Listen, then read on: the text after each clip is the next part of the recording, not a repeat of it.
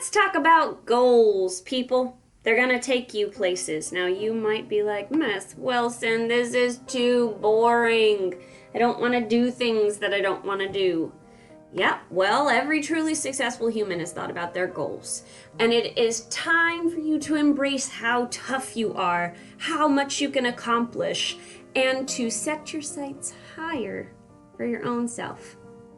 Now, when you're setting a goal, you're essentially trying to do something that you're not currently doing, and this can be a little bit difficult. It can be interpreted as not fun. So let's think about the why behind that, because if you can nail down this idea of why you're doing something, then it makes it a little bit easier, even if it's not that fun. You're setting goals to be able to prove to yourself that you can do hard things. In fact, I have an I can do hard things list that lives in my head, that whenever I come up against something that I don't want to do, I pull from this list to encourage myself to keep pushing through. So I've walked a long time in the desert, ran out of water the last 5 miles. I've ridden on a bus a really long time. I've been hunted by mosquitoes while I was supposedly alligator hunting in the Amazon.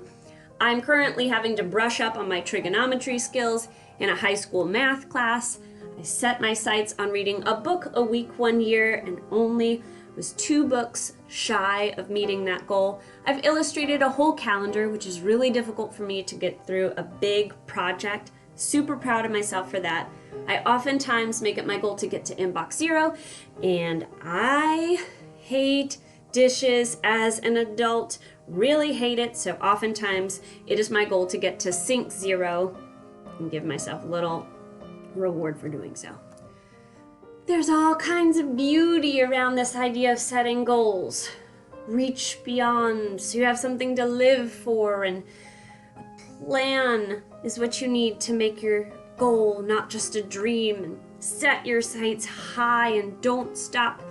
And the difference between winners and losers is giving it one more try. And yes, this stuff is all good and fine, but I find the most practical advice in setting goals comes from my father-in-law, my favorite quote of all: you don't have to have fun to have fun.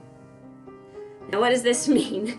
It means, say you're on a really, really hard hike.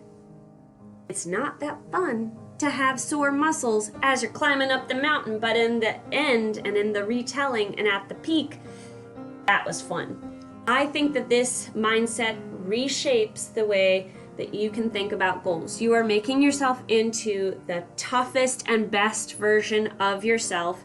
So let's get practical about your I can do hard things list and set some goals for this trimester. Let's say that you want to have academic goals. You want to maintain 2 or fewer missing assignments in each class, or never miss a meet call. Now, these are all well and good. You should write them down. That's the first step. But the second step is putting them into action. You need to think a little bit further about how you're going to get those things done. So for the missing assignments, maybe you need to set an alarm for every Friday morning to check the missing tab in Google Classroom to-do list, maybe PowerSchool too. If you never want to miss a meet call, that's good too. You could set an alarm to make that happen, or you could get another classmate who is going to race you to class each day, and you can text each other when you get there. Set up a practical way of achieving those goals, so don't just think about the goal that you want to hit, but think about how you're going to get there too. Now, this is more in the academic realm, but you also need to think about some goals for your own well-being or taking care of yourself. So maybe you need to commit to walking at lunch every day, and maybe it's just 1 lap that gets you outside. That is a great start, and maybe you'll walk more, but setting a goal that is short and achievable is going to help you as you're getting started doing something that you're not currently doing. Maybe after you've been online all day with school, you get on your phone a lot and you realize that screen time is making you feel a little bit yucky or dizzy.